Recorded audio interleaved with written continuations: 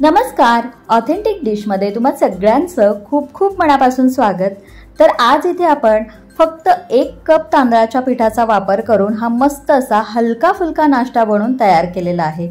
मुलांच्या टिफिनसाठी असो किंवा सकाळच्या नाश्त्यासाठी असो नक्कीच तुम्ही हा नाश्ता बनवू शकता, कारण इथे हा नाश्ता आज आपण घरात उपलब्ध असलेल्या कमीत कमी साहित्यामध्ये बनवून तयार केलाय। अवघ्या 10 ते 15 मिनिटांमध्ये हा नाश्ता बनवून तयार होतो।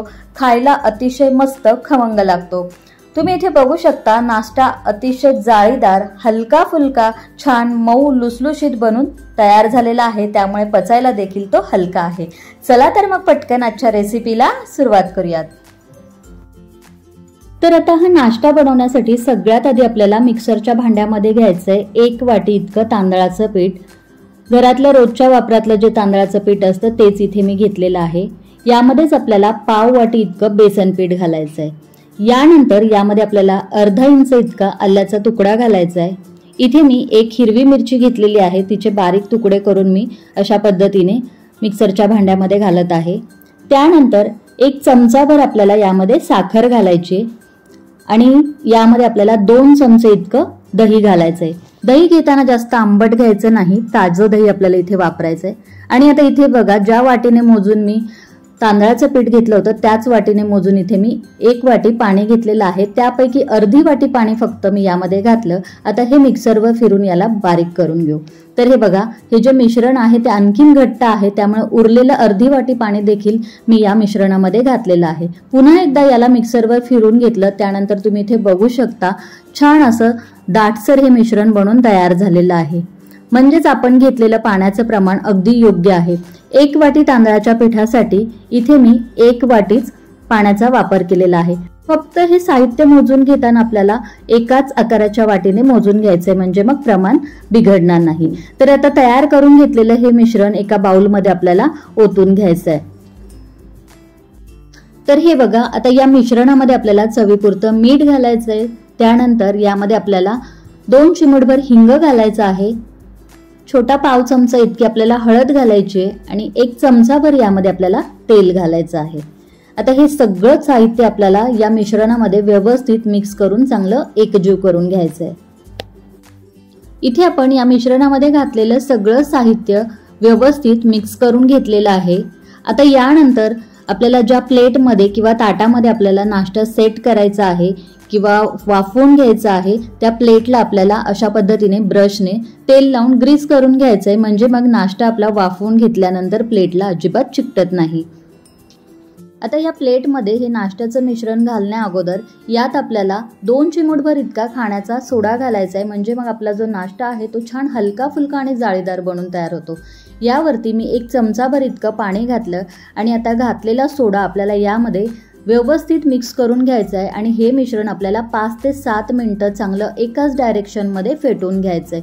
5 ते 7 मिनिटं या मिश्रणाला व्यवस्थित फेटून घेतलं, त्यानंतर तुम्ही इथे बघू शकता यावरती बबल्स तयार झालेले आहेत आणि हे मिश्रण देखील चांगलं हलकं फुलकं झालेलं आहे।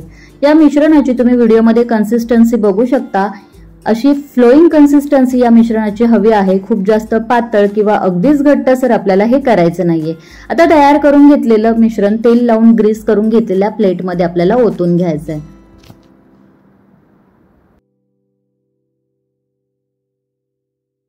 मिश्रण प्लेटमध्ये ओतून घेतलं की याला आपल्याला हलकसं टॅप करून घ्यायचंय। आता हा नाश्ता आपल्याला वाफवून घ्यायचा आणि त्यासाठी इथे बघा, मी कढईमध्ये अगोदरच पाणी गरम करायला ठेवलंय आणि त्यामध्ये 1 रिंग ठेवलेली आहे, त्यावरती आपल्याला ही प्लेट ठेवून द्यायची आहे।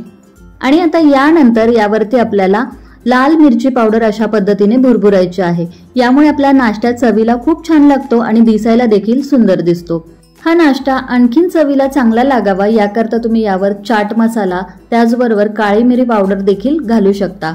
तर हे बघा, थोडीशी मी यावरती लाल मिरची पावडर घालून घेतली। आता यावर आपल्याला झाकण ठेवायचंय, गॅस मध्यम करायचा आणि मध्यम गॅसवरती आपल्याला हा नाश्ता 10 ते 15 मिनिटांसाठी वाफवून घ्यायचा आहे। 15 मिनिटांनंतर मी यावरचं झाकण काढलेलं आहे आणि तुम्ही इथे बघू शकता नाश्ता जो आहे तो अगदी व्यवस्थित शिजला आहे। याला बाजूला काढून घेऊ आणि पूर्णपणे थंड करून घेऊ।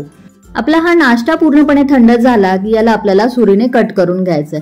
आता तुम्हाला हवं तर तुम्ही चौकोनी आकारामध्ये किंवा कापणीच्या आकारामध्ये हा नाश्ता कट करून घेऊ शकता, पण इथे मी व्हिडिओमध्ये दाखवल्याप्रमाणे नाश्ता अशा पद्धतीने कट करून घेत आहे। नाश्ता कट करून झाला की तुम्ही याला असंच खाऊ शकता किंवा एखाद्या चटणी सोबत, सॉस सोबत खायला हा खूप छान लागतो। पण मी यावरती मस्त अशी खमंग फोडणी घालणार आहे। त्यासाठी इथे मी तडका पात्रामध्ये 1 चमचाभर इतकं तेल गरम करून घेतलेलं आहे। यामध्ये थोडीशी मोहरी घालायची, थोडंसं जिरं घालायचं, त्याचबरोबर 1 हिरवी मिरची आणि 5 ते 6 कढीपत्त्याची पानं घालून मस्त अशी खमंग फोडणी मी इथे तयार केलेली आहे। आणि ही तयार करून घेतली छान खमंग फोडणी या आपल्याला नाश्त्यावरती घालून घ्यायची आहे। यानंतर सगळ्यात शेवटी आपल्याला यावर थोडीशी बारीक चिरलेली कोथिंबीर घालायची आहे आणि अशा पद्धतीने इथे आपला हा मस्त असा नाश्ता बनून तयार झालेला आहे। फक्त 1 कप तांदळाच्या पिठाचा वापर करून आज इथे आपण हा छान मऊसूत हलका फुलका जाळीदार नाश्ता बनवून तयार केलेला आहे। सकाळच्या घाई गडबडीच्या वेळेला मुलांच्या टिफिनसाठी असो किंवा सकाळच्या नाश्त्यासाठी असो, तुम्ही हा नाश्ता अवघ्या 10 ते 15 मिनिटात झटकीपट बनवून तयार करू शकता। हा नाश्ता चवीला अगदी मस्त खमंग लागतो, हलका फुलका बनून तयार होतो। तुम्ही इथे बघू शकता याला मस्त अशी जाळी देखील पडलेली आहे आणि छान असा मऊ लुसलुशीत आपला हा नाश्ता बनून तयार झालेला आहे। पचायला देखील खूप हलका आहे, त्यामुळे एकदा तुम्ही नक्की करून बघा आणि तुम्हाला आजची माझी रेसिपी कशी वाटली हे कमेंट्स बॉक्समध्ये कमेंट करून सांगायला विसरू नका। व्हिडिओ आवडला असेल तर लाईक करा, शेअर करा, त्याचबरोबर अशाच छान छान रेसिपीज पाहण्यासाठी चॅनलला सबस्क्राईब करायला विसरू नका। पुन्हा भेटूया अशाच एका छानशा रेसिपी सोबत, तोपर्यंत धन्यवाद।